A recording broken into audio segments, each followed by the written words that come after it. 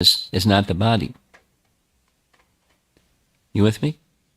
The seat of consciousness is the soul. And when cardiac arrest, the body is shut down. But the soul doesn't shut down.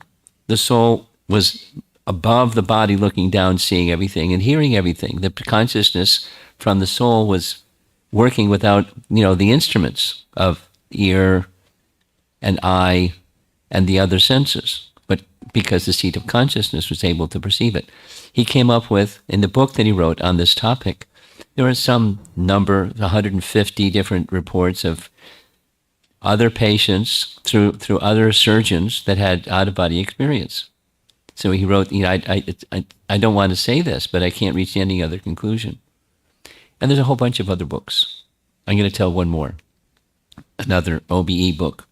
It's another surgeon, a lady from somewhere in the state of Washington, and she had a patient say that during cardiac arrest, they rose above the operating table, went across the ceiling, up 2 flights of stairs, and they were looking inside the janitor's closet 2 flights above, and described what they saw inside the janitor's closet during the operation, their out-of-body experience.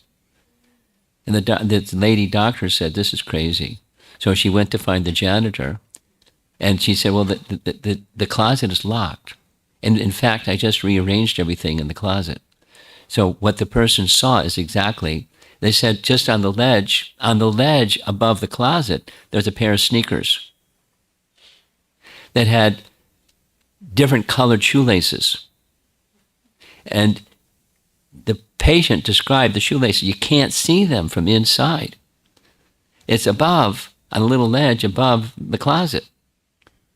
So they looked, and there were the sneakers with different colored shoelaces on that little ledge above the closet.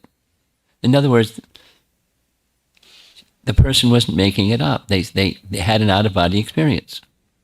The reason it's kind of like important is if supposing you're a doctor and you have a very clear idea of at least something of a clear idea of the workings of the body. And where's consciousness in all of this? Where's the seat of consciousness, the soul? It's not part of medical science. It's not part of medical science. So when you get data that doesn't fit the model, what do you do with it? You doubt it. That's what you do with it. There's got to be another explanation. So she also did what this other doctor did at Emory University, consulted with others, and wrote a book about it. Her prime, thing that triggered it all, was this patient that out the window, 2 floors above, looking inside the janitor's closet with a pair of sneakers on the ledge. The reason for bringing this up is the seat of consciousness is the soul. And it exists whether the body exists or doesn't exist. It exists within the body, and because of the covering of the body, it takes on characteristics like the body. Right in Bhagavad Gita, chapter 13.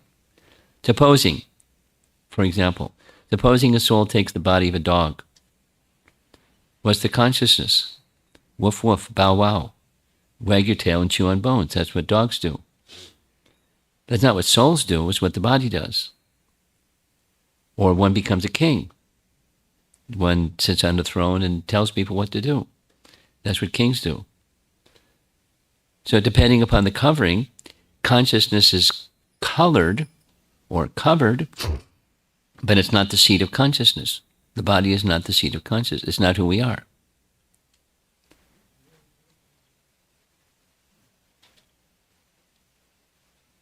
Are we okay? It's okay. Here's an exhibit. Someday, some of you may go to Los Angeles. If you go to Los Angeles, please go visit the temple. And if you visit the temple, you'll find a very nice Govinda's restaurant on one side, the left side, and the right side is the temple, Rukmini and the middle is the Fate Museum. Fate, F-A-T-E, is Prabhupada's acronym for First American Theistic Exhibit.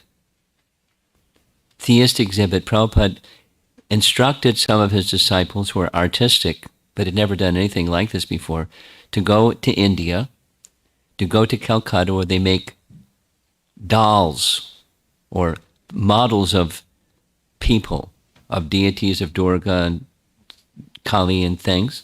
There's a whole system for how they do it. They use straw, they put clay, and then make a mold, and then make casts from the mold. They learned the art, came back and created this. So when you go, I invite you to go, I've gone, and you go inside, and you feel like you're in India, because what happens is the light goes out. You're in India, the light goes out. And there's this big mylar mirror. What's a mylar mirror? It's a one-way mirror. So when the light's out, you can't see. But it looks like a mirror. You can't see through it. So you're standing in front of this exhibit, and all of a sudden the light goes out, and you hear the sound of a heartbeat.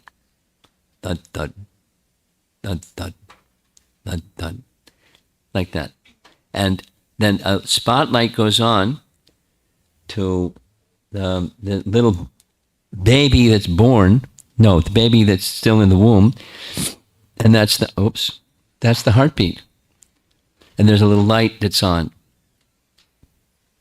And a voice comes on, a deep British sounding voice with some nice dreamy music saying, you're looking at the mirror.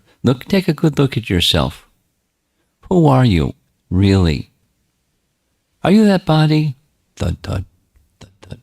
And then the light changes, the spotlight changes, and it goes to a little baby crying sound. It's in this recording. It's good recording.